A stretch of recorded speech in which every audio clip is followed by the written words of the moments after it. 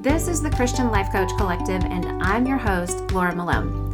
We're talking all things coaching, concepts, tips, tools, self-coaching, mindset, faith foundations, and definitely entrepreneurship, because I want to support your calling as a coach and help you build a thriving online business with God as your CEO. So I hope you enjoyed today's episode.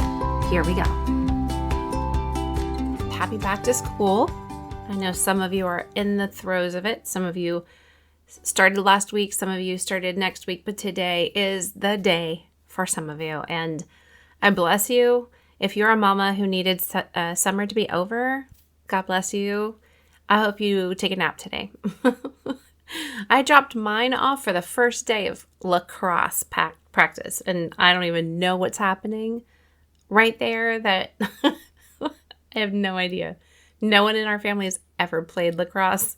I don't know if she'll actually get to a place where she will play it, but she definitely went to practice today. School doesn't start until next week for her, but practice for the spring starts today. And I'm like, wow, what a great reminder that just because your sport doesn't start for months from now, it doesn't mean you shouldn't be practicing something that means, it has meaning later, but you need to practice now. And I think about all my clients who say, I just want to work on starting a business, but I don't want to practice coaching.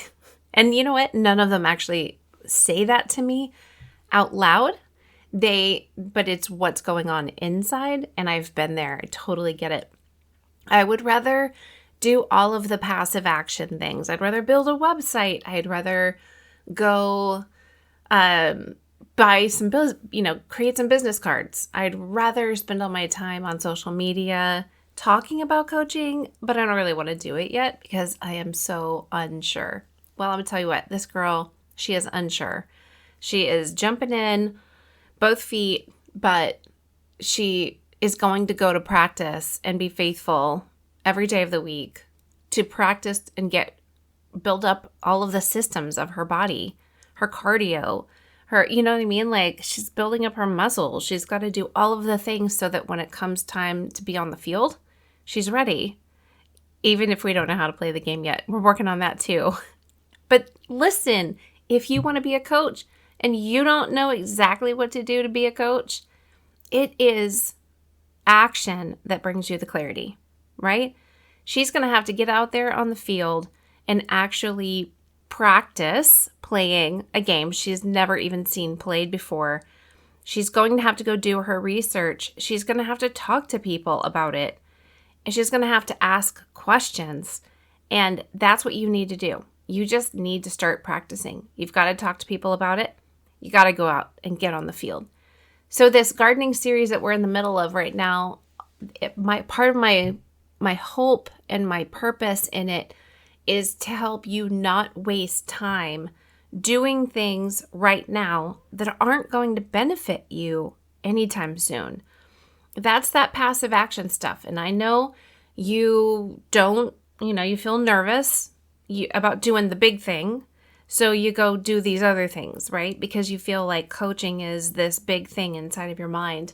So you kind of try to skip ahead and build the branches and think about the root system for too long, and instead of actually practicing coaching. But again, this series, all of these episodes, they are here for you because you've got to get in there. You have to be practicing coaching throughout the whole growth of the tree. So we've covered the growth of your coaching business as if we're planting and nurturing a tree that's going to grow strong and become very fruitful. And we started talking about the root system that you need in episode 189, that, all the education about coaching, self-awareness about your own skills, stories, and successes. You need clarity, intention, mindfulness, and focus roots. You need to share the dream that you have and actually talk about being a coach. You need to have that faithfulness to go practice and take action. And you need to be in prayer and surrender so that God can be your CEO. Then in episode 190, we talked with Joni, and she used the Digging for Gold workbook to find her core message, which then directly correlates with the root system that you need, especially that area that I talked about of self-awareness about your own skills, stories, and successes, so that you know what you're called to carry and release. And that is going to kind of infiltrate the whole tree. Then we talked about the trunk in episode 191, the lower trunk, which is the mission, vision, and values of your coaching business and practice. Then the upper trunk, the ideal client, research and development, and levels of awareness of your audience and where they are between point A and point B. Do they see a gap? Do they believe a bridge is possible? So today we're talking about growing the branches. You need a flow to grow, which means you need a system of processes in place. And the system of processes that you need to start your online coaching business and run it is what I call SOCOCA. SOCOCA. Think of this as a SOCOCA tree. Okay. Pretend you're living in some foreign country, or let's say an island. It's a beautiful island, and you climb the hills and you see this amazing, beautiful, fruitful tree.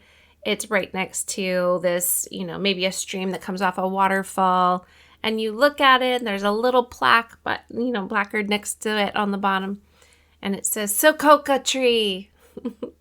This tree has been, is a tree of righteousness planted by the living waters. So if you are a new coach or entrepreneur, you're going to want to pay attention, because you need each of these branches of the SOCOCA tree to grow strong in order to have a successful, profitable coaching business, okay? So the first branch is called sharing. You do this through creating consumable, valuable content, okay? Educate and encourage your audience at all levels of awareness of their problem and your solution. So go shout it out to strangers and newbies. Invite the neighbors over, encourage the friends, nourish your family. This is website copy, social media snacks, lead magnets, all of the things that you can do. How and where would you like to show up to educate people? So you're showing prospects about your strategies and your goals and the results that you can help them get. So content creation does three things. It encourages people, brings them, it inspires them, shows them what's possible. It educates them more, not only about their problem, but about your solution, about who you are, about all of the parts and pieces, all of the different things and scenarios and situations that are affected by or affect their problem and their solution. And content creation can also entertain. I am not really I'm here to encourage and educate, but then I'm a little bit silly, so maybe there's a little entertainment, but you can find podcasts and video channels and everything out there that are there simply to entertain. But as a coach, you're really there to educate and encourage more, and entertainment is kind of like a pillow on the couch that you can change out every now and then. It's really more of an accessory. The different ways that you can create content are a podcast, obviously. This is how I chose to do it, because I can sit here at my desk. I don't have to have makeup on. I don't have to do my hair. You have no idea. Am I looking amazing or kind of weird today? You don't know, and it doesn't matter, right? So I can do it whenever I need to, wherever I need. And I love that, because I do want to be able to talk to you and be in your space, in your thoughts. I love that. And it works for me. The other way is a video channel, right? You can be a YouTuber. There's several ways that you can have what we call a vlog, VLOG, because it's like a blog, but it's a video. And if you love being on film and this really works for you, it's a great opportunity to get out there and put your face in front of people. They get to see you, you get to mirror them, and still do all of the education and encouragement. And honestly, I think there's a little bit more opportunity to entertain in the middle of it when you do a video channel.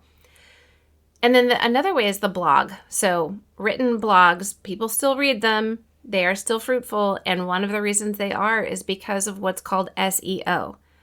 That stands for search engine optimization, meaning that whatever is written is findable by the search engines on the internet, like Google and DuckDuckGo. They can actually go look for the words when people type that in the search bar.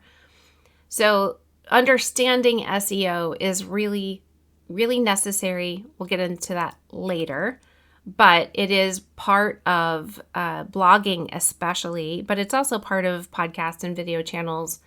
And then I would say not to begin with, but somewhere down the road, one of the different ways that you can create content to be able to grow and nourish your audience is by writing a book.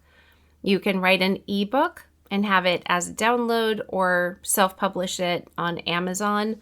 And that is a great way for people because Amazon is essentially a search engine. People go there to look for anything and everything.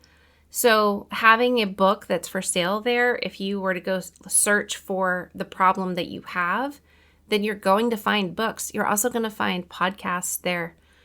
And I will tell you, just for the sake, because some of you are going to wonder if I leave it off, but social media is a way to create content, but I believe in it being a way to create a different type of content. The way that I do this, that I believe in for myself, is to create my content through a podcast and then have that. I'm transcribing my podcast into blog posts so that you can also read it. And social media is there to nourish people with little snacks, the appetizers. But social media is not the way I build my business. It's just not a thing that I'm doing. I have a Facebook group for Christian life coaches. It's literally called Christian Life Coach Collective in the Facebook group.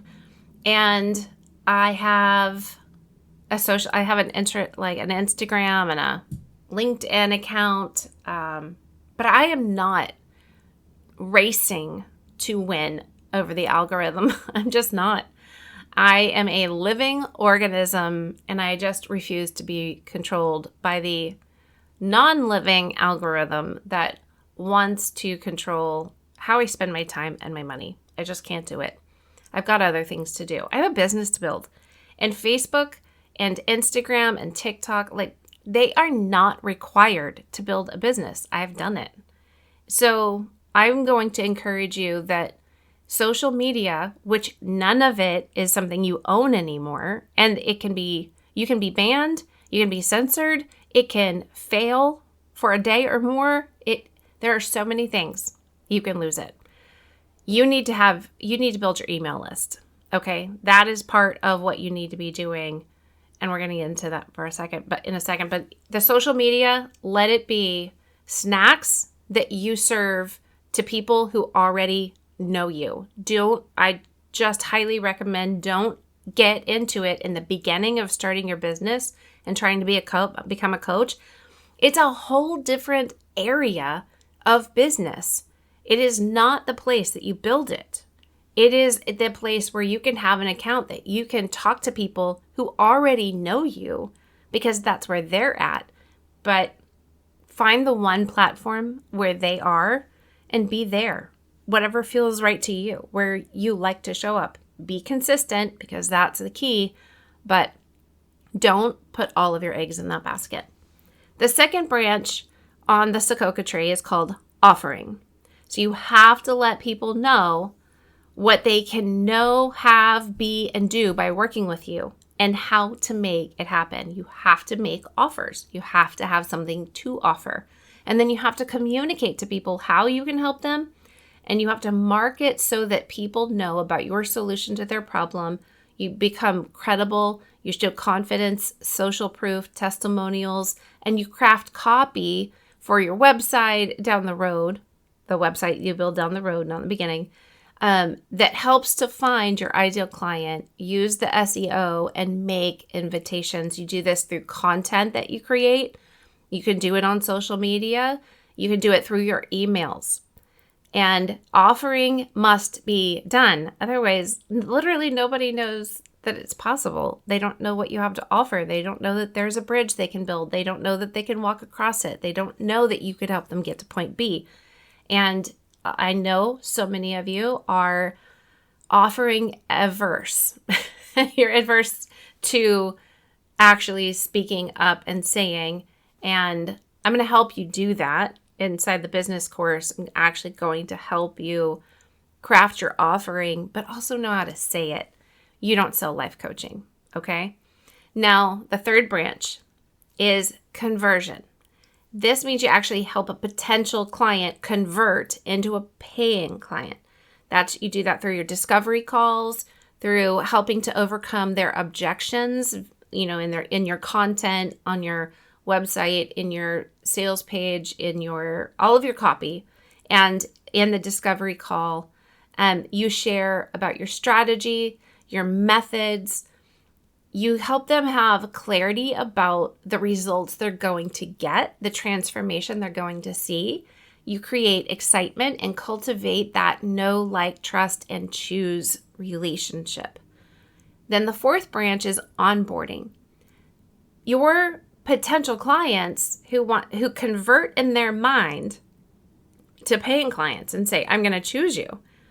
They need a way to onboard into your business. So they have to have a flow that brings them on a journey.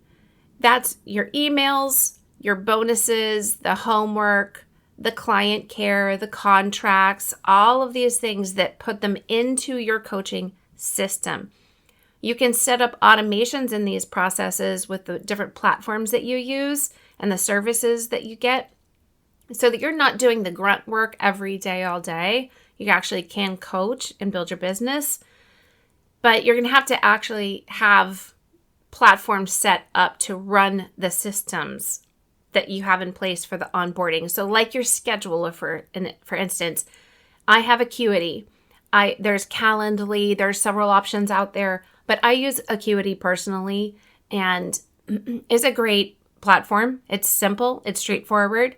It's easy to figure out. You put your intake form in there so that you get their questions. You get them to answer your questions so you'll know a little bit more about them before the discovery call. And then you know even more about them before your first session, or you could have it for every session. Regarding the niche and like what your coaching solution is, you're going to have different types of questions set up for an intake form on all of your appointments, or maybe just the first one. And that is going to lead you to greater success when you're talking to your client or you're in session with them. Then you're going to have emails that go through Acuity that tell your clients, okay, you've successfully scheduled an appointment. And hey, reminder, you have an appointment in 2 days at 1 o'clock. Hey, reminder, you have an appointment in 2 hours at 1 o'clock. Hey, thanks for working with me. This is just a post-session email that I want to just know if you have any questions. Please feel free to reply to me if you need anything, or you have some confusion about anything we talked about, whatever. Right? So you don't have to actually get into your Yahoo, your Gmail account and go actually email this to somebody every time. You have a system in your scheduler that does all of this for you. Your contract is already put in there so that when they schedule you, it's already done. Your payment, your Stripe, your PayPal is all set up so that they pay Acuity. You don't have to go collect a payment. These systems that you start up, and some of them are going to be free, some of them you're going to pay for. I'll help you know what that is. But they have to get set up so you're not spending your time sending reminder emails about your client session, right? There's no reason to do that. Every process inside of your system of processes has different parts and pieces to it that you can set up ahead of time. A lot of options out there. The Arboretum Business course is going to be open soon. I'll teach you inside there what you need to do, but make sure you sign up for the Called to Coach webinar on September 6th at 1 p.m. Eastern Time. The link's going to be in the show notes. That's going to help you. Let's get in there and let's just talk about all of this, right? And then the Arboretum Business course is going to help you dial this in a little bit more succinctly and get you really the clarity you need at an individual level.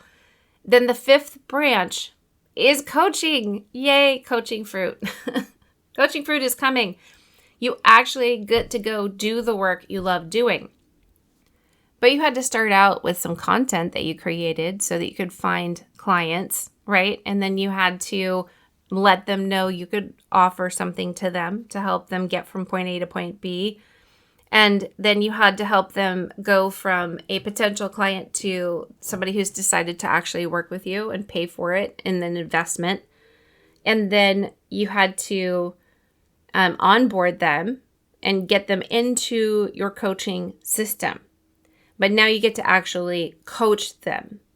And this means you walk them through the systems that you have set up that's going to get them results. Your niche is more important, because even if you say, I'm a general life coach for Christian women, that's an amazing niche. But instead of, I just coach anybody and everybody, well, then you're not really going to ever become expert in coaching anybody, right? Because you're just coaching anybody who comes in front of you. Just because you can doesn't mean you should. And I used to be a general life coach for Christian women, but I was always working with Christian women. And there are certain things that Christian women want in coaching that I could offer, even though the focus of every session was something different. And some women wanted help starting a business. Some women just wanted somebody to help coach them right where they are for whatever their focus was on that day or that week. And that was okay. I loved all of it. It created opportunity for me to have a lot of diversity in my coaching sessions. I got to meet a lot of different people. And I did that up until the Lord told me to start training and coaching coaches in particular. Now I have actually more people to work with because I got really specific about who I work with. And then when I started using that language, I actually grew my business even more and had more clients, and I actually had more content because, I had more content to share, not because I knew more, but because I knew about what I knew about.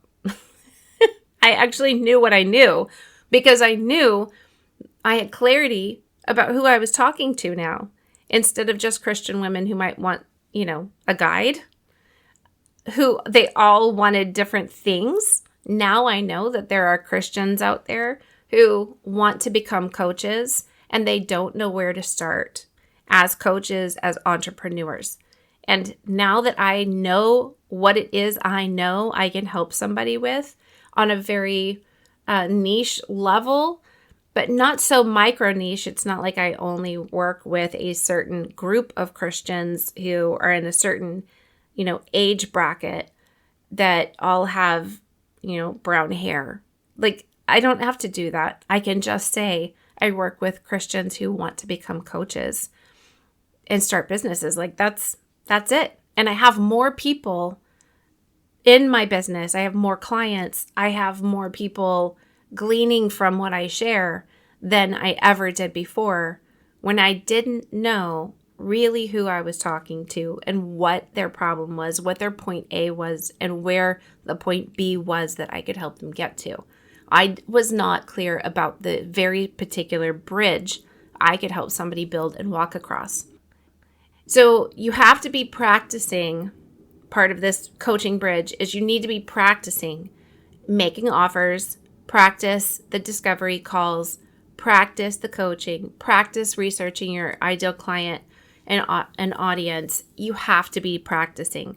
You need this because The focus on the tree, no matter what part you're building, you have to be getting out there and figuring out what coaching looks like for you, regardless of which part. So don't sit still and take 3 weeks to figure out what your mission statement is. Go coach some people. That's going to help you find out what your mission statement is.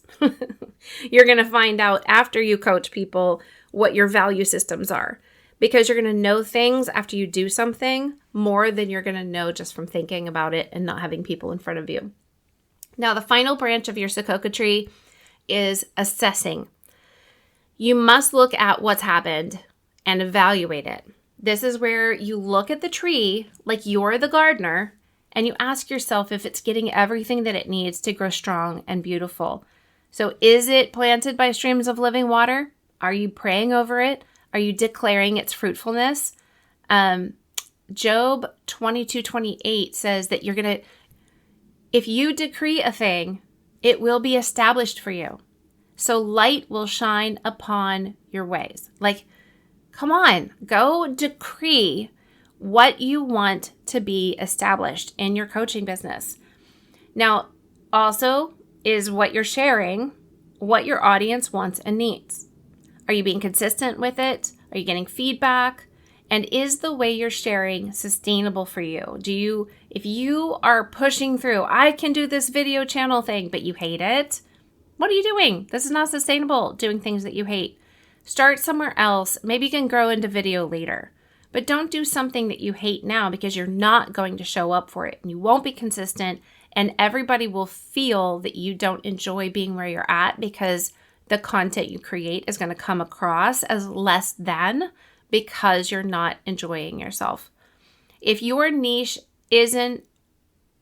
audience isn't reading blogs, but you're writing one, and you don't understand how to use SEO to help draw them in, you need to consider finding out what are they doing? Where are they? Are they watching YouTube? Are they listening to podcasts?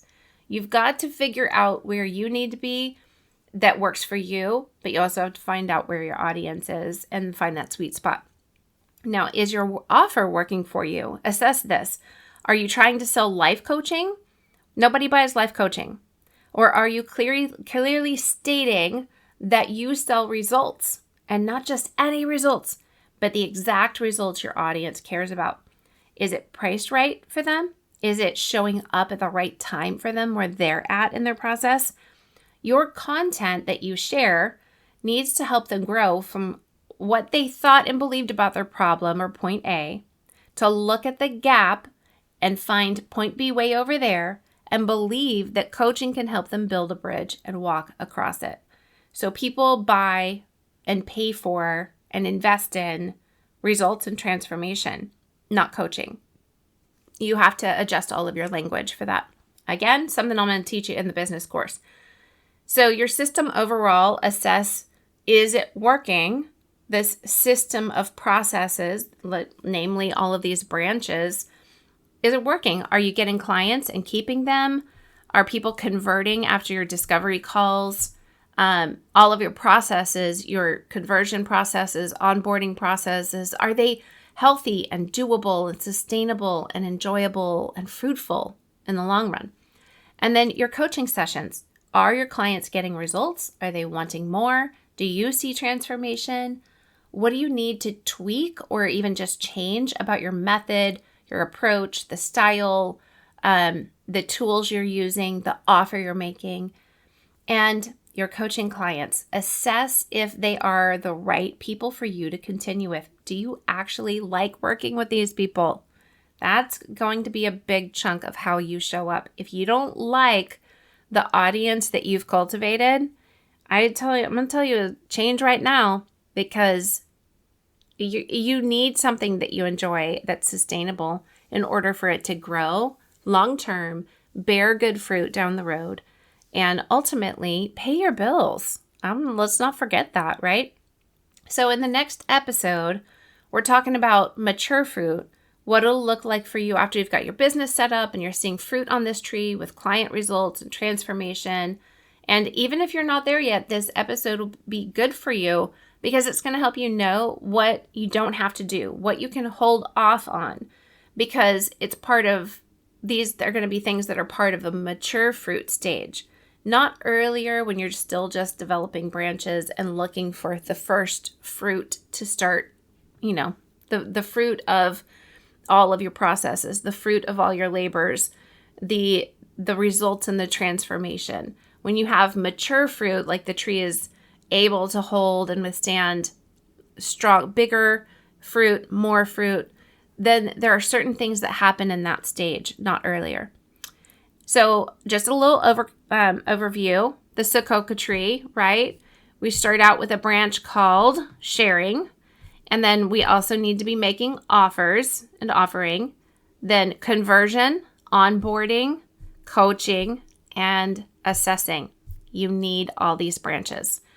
So bless you, friend. And for just before we go, I want to point you back to Job 22:28 and encourage you to decree blessings over your business, over your clients, your personal life, your mind, your health, your finances. Really begin to believe that you're a great coach and a successful entrepreneur. Thinking that you're not isn't helping you. So why not just go be in your mind who you're becoming right now? Okay? Bless you. Have a wonderful day. I hope that you loved this episode and you feel challenged, inspired, and encouraged. If you're a coach or you want to be one, jump into the Christian Life Coach Collective Facebook group so we can connect over there. And to work with me, grab the links in the show notes to get quick clarity about your calling as a coach and entrepreneur, as well as how to get trained as a coach with Sterling & Stone and start your own business. Bless you, friend.